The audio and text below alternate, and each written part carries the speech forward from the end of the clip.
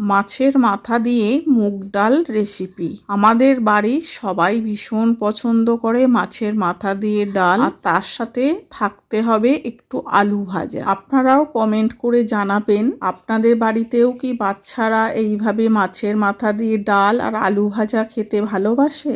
আমি এখানে কাতলা মাছের মাথা ভালো করে ধুয়ে হলুদ মাখিয়ে লাল করে ভেজে নিয়েছি। কড়াইয়ে একটু তেল কমিয়ে নিয়ে গোটা জিরে, তেজপাতা, গোটা গরম মশলা ফোড়নে দিয়ে আদা আর টমেটো বাটা 2 চামচ দিয়ে খুব ভালো করে কষিয়ে নিয়েছি। এরপর হলুদ গুঁড়ো আর জিরে গুঁড়ো দিয়ে আবারও ভালো করে কষিয়ে নেব। এই সময় আমি লঙ্কাটা দিইনি, শেষে লঙ্কাটা দেব, কারণ আমার নাতনি খাবে, ও খেতে খুব ভালোবাসে, ও ঝাল খেতে পারে না।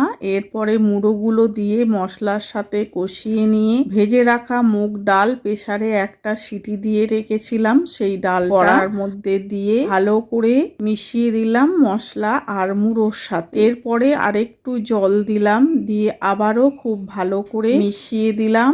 আর ফুটে উঠলে দিয়ে দেব পরিমাণ মতো নুন আর একটু চিনি দেবো। 5 মিনিট ফুটিয়ে নেওয়ার পর এরপরে দিয়ে দেব 1 চামচ গরম মশলার গুঁড়ো আর 1 চামচ ঘি। এরপর পরিবেশন করব।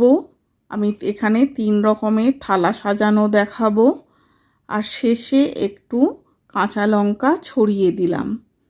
প্রথমে দেখুন গরম গরম সাদা ভাত আছে, কাঁচা লঙ্কা, লেবু, আর মাছের মাথা দিয়ে ডাল খাওয়ার জন্য রয়েছে আলু ভাজা, মাছের মাথা দিয়ে ডাল, চিংড়ি মাছের মালাইকারি, আর সাথে ছিল লাল লাল চিকেনের ঝোল।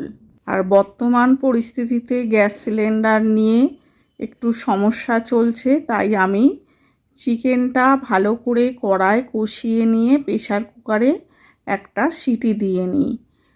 দেখুন পরিবেশন করে দিলাম লাল লাল চিকেনের ঝোল।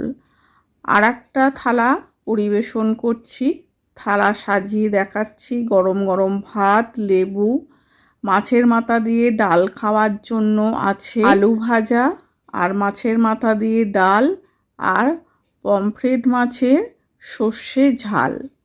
এটা শুধু সর্ষে না, সর্ষে, পোস্ত আর কাজু বাদাম বাটা দিয়ে। আর আছে কুলের আচার। আর একটা থালা সাজাচ্ছি, আছে গরম গরম ভাত, আলু ভাজা, মাছের মাথা দিয়ে ডাল, চিকেন কষা আর কুলের আচার। এই ছিল আজকে আমার থালা সাজানো। পুরো ভিডিওটা দেখার জন্য আপনাদের অনেক অনেক ধন্যবাদ।